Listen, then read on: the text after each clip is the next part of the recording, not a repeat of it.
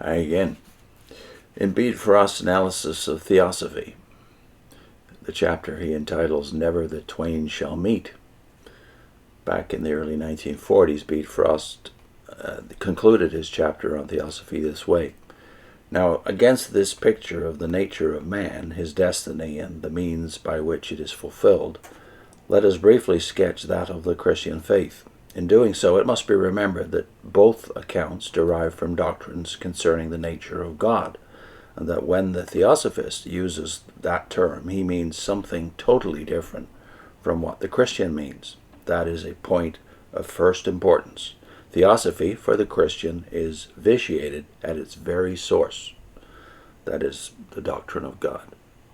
Man, according to the Christian faith, is a composite being of soul and body, both of which are integral parts of human nature. The soul is the spiritual, that is, immaterial, living principle of all that he is and does, not merely a special faculty for performing religious acts. To it belong the highest powers of intellect and will, also the more subordinate activities of the memory, imagination, the common sense, and the interior senses or passions. The body, by which man is linked to the world about him, is not a mere adjunct or temporary habitation of the soul, but an essential part of his nature.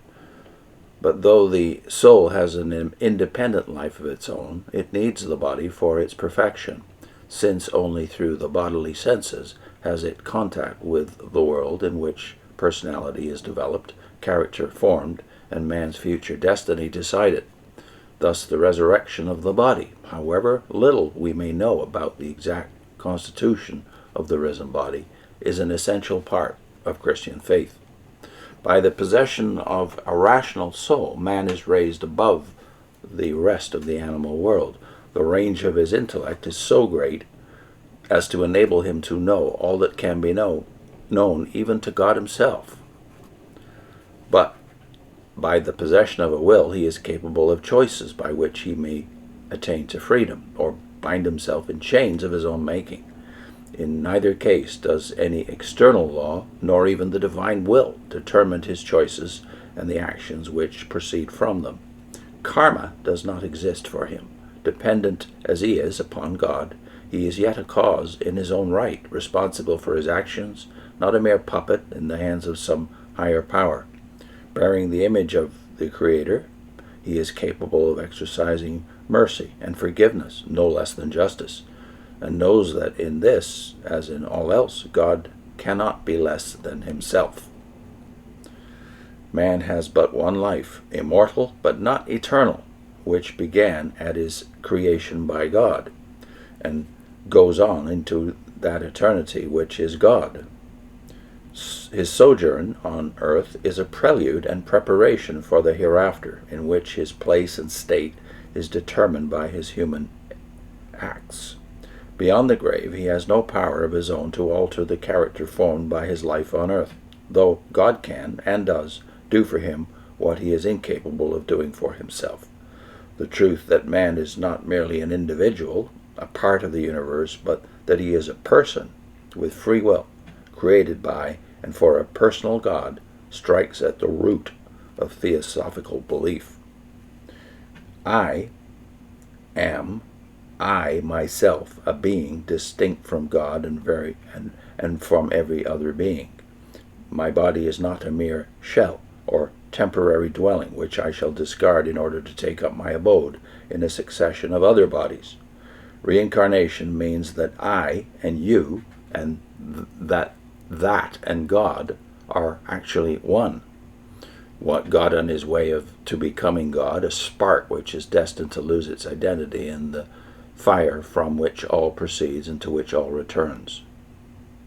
This is quite definitely not the Christian doctrine of man's union with God, for in this union, accomplished by man's response to grace, he does not cease to be man, does not lose his personality by being absorbed into God, as a drop of water in the ocean, but becomes more fully man, man as God means him to be. He is one with the all, he is not the all. He is one with the all, but he is not the all. no similarity of language can effectually disguise the gulf which lies between Theosophy and the Christian faith.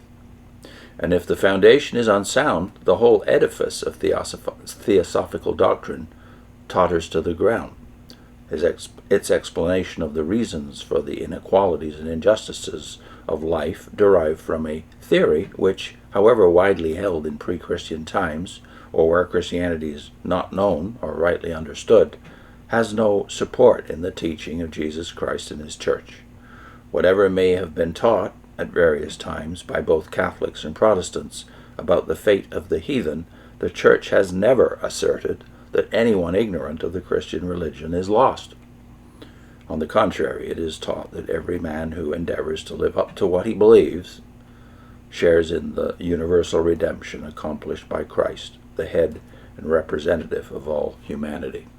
In this, of course, Bede would be contradicted by many fundamentalists of the last century, most of whom wrote after Bede, that those who are outside of Christ, and that means Jesus of Nazareth to fundamentalists, Jesus of Nazareth only, not the Logos light, by the way. So what Bede seems to be meditating on here is the Logos light concept of John chapter 1, that the light of Christ through the Logos has shone on every man, and continues to. He goes on, the facts of human depravity and of the consequences, spiritual and physical, which follow, need no other explanation than that furnished by the solidarity of the race, in which the members suffer from the collective wrongs and sins of the past, just as they benefit from its good things.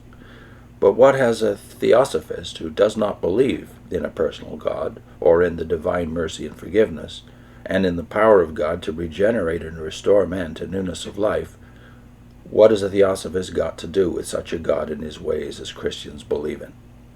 In its statements of the objects for which the Theosophical Society exists, we have an illustration of the use of language designed to camouflage the real doctrines and purpose for which it exists.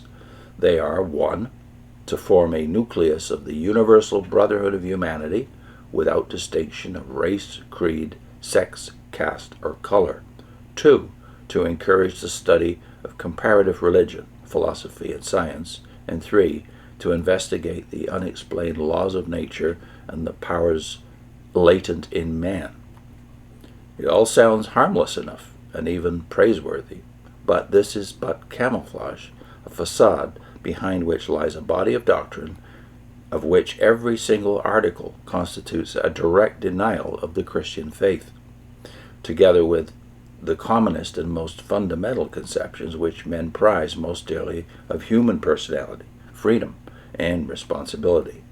And so far as the two latter objects of the society are concerned, no competent student of comparative religion, no philosopher or scientist of note, would lend any support to what has been well described as, quote, an amalgam of mysticism, charlatanism, and thaumaturgic pretensions, which have been combined in the most unlikely fashion with an almost childish anxiety to apply the method and terminology of science to transcendent matters.